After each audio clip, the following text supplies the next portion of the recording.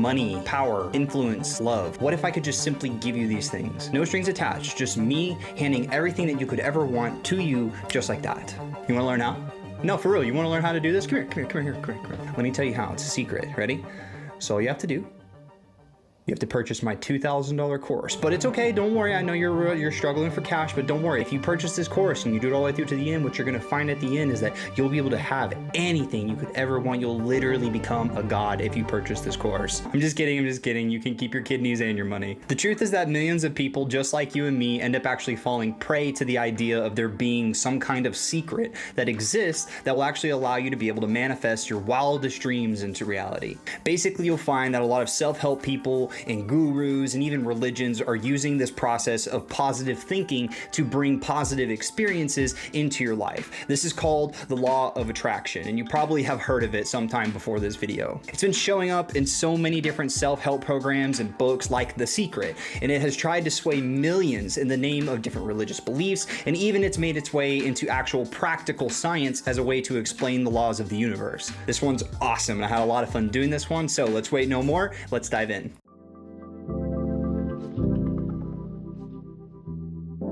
What I found was actually something that I think might have been genuinely quite beautiful with its intent, and the delivery is what got mixed up along the way. It is simply the idea of the power of positive thinking. It's basically that you can create a life worth living, and that the dream life that you desire can be manifested into your world just simply by changing how you think. The secret then is more or less like a frequency. At least that's how they describe it. It's, for example, it's like you're constantly flooding your life with negativity, negative thoughts, negative habits, negative people, and you are keeping yourself out of frequency by doing this. You're prohibiting yourself from getting the good, the gift that the secret says is available to you by thinking positively and trying to manifest those desires into your reality. This to me seems more or less inherently good. So why is there this weird uncomfortability coming from this type of thought process? What is it about the secret that actually makes it a toxic and frustrating way to take on your life?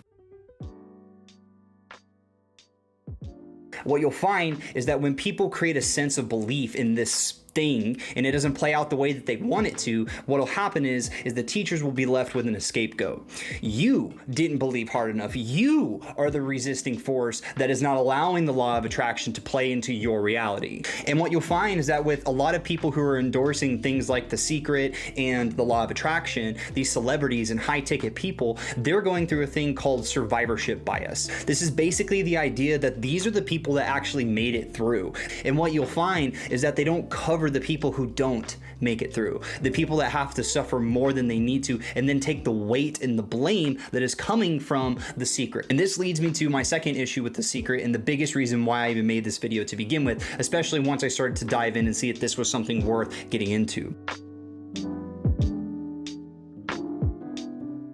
The Secret, you'll find, explains that you must exist in a state of positivity all the time. And the longer that you can stay in this positive state, the more innate this positivity is, the more you will be in frequency with the universe and the law of attraction. When you allow something like this to dictate how you think and how you act, and it convinces you that you're the reason for the misery in your life, you've allowed someone else, some group of people, to think for you and decide who you are. It's pulling off the smiling mask of positive thinking and the benevolence of the god of attraction, and it reveals that it's the worst possible devil. It is the devil of disgust and shame. It is the devil of a dangerous religion.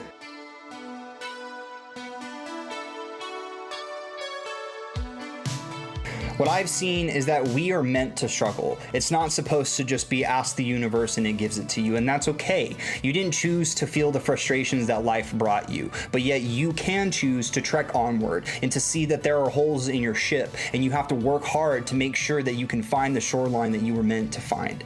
This is where I believe that spirituality and reality can actually coexist together and make our lives more fulfilling. So this is the secret, more or less as I see it. 1, you need to think for yourself and make judgments based on your understanding of the world around you, plain and simple.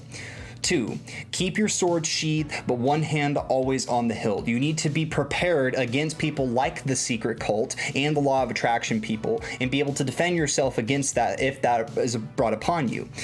3, you need to be able to learn from your past, look forward to the future, but live in the present. You'll find that anxiety and depression are rooted in these two extremities of past and future. And the more you can bring yourself to the present, mindfulness, if you're talking about it from that level, will actually make you feel more comfortable and able to handle these things that are coming your way. 4, understand that your life is the journey and that your goal is not to get to the end, but to see the meaning that is actually going on in your chapters. You need to be looking for this as you're experiencing it, as cliche as that sounds. And then finally, you need to be able to boldly share your truths with others. And by truths, I mean things you know in your soul, your conviction, as a matter of fact. For example, I know that thinking that I get piles of money coming into my house every single day just by thinking about it is not going to produce that money. But hard work and learning skills and spending 5 years of your life learning how to better yourself and provide value to business owners so you can be a consultant and make a serious living for yourself is completely different than asking the universe to just give it to you. And I found more fulfillment in my own path by doing that than I ever could of just asking the genie in the bottle to give it to me. I really enjoyed this one. This was a really nice change of pace from the previous episode I did with imagination. And next time I'm going to be covering vampires. So we're going a completely different direction and it's going to be a freaking trip. I'm super excited for this one. And honestly, you probably can already check it out. I should have already uploaded it. If I did, it should be popping up right now. Trying to stay on schedule as best as I can. This episode really helped me realize just how important work like this actually is. It really breaks my heart at how many people have fallen prey to things, delusions like The Secret or the law of attraction. And these people are going to end up missing out on a lot of the beauty of life, which is within the struggle. Like I talked about, it's about making mistakes. It's about suffering a little bit and growing from that suffering. That's what makes us human. It's what makes this worth doing. And despite what anyone else tells you, including me, you are the master of your fate. And it is up to you to remain the captain of your soul. You're awesome, and I will see you in the next episode.